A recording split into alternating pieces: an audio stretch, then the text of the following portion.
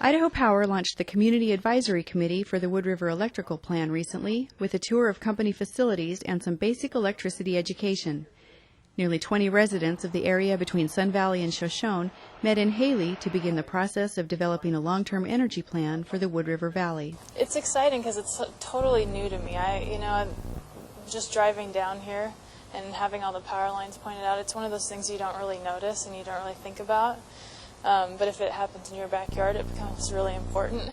After a brief introduction and orientation, the majority of the day was spent on a bus tour, with binders full of information and PowerPoint presentations.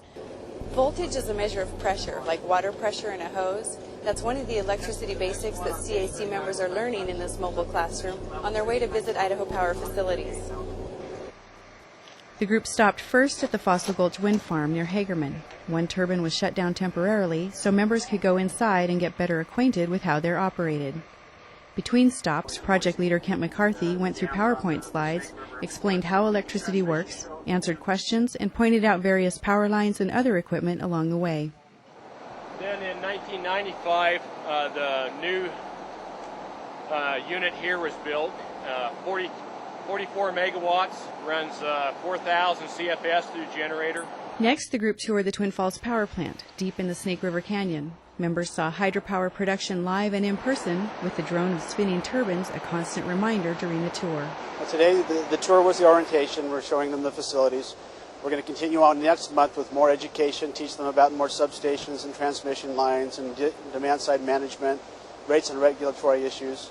And then we'll continue on with some issues in the third month that we'll start talking about design issues, some options that they can look at for the Wood River Valley. And then they'll start helping us make the decisions how we're going to lay out the system for the Wood River Valley, with the whole process ending in June. One member of this community advisory group also participated in a similar effort many years ago. While the project eventually was successful, the current approach is more amenable to these community representatives.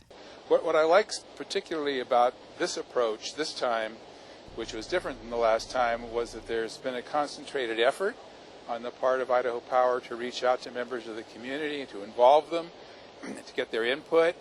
And I'm assuming that we're not just going to be cannon fodder for a later stage of the process and get thrown to the wolves if the public doesn't like what we recommend.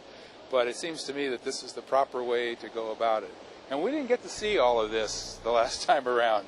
Nobody took us and showed us that there's more to electricity than turning on the light switch on the wall.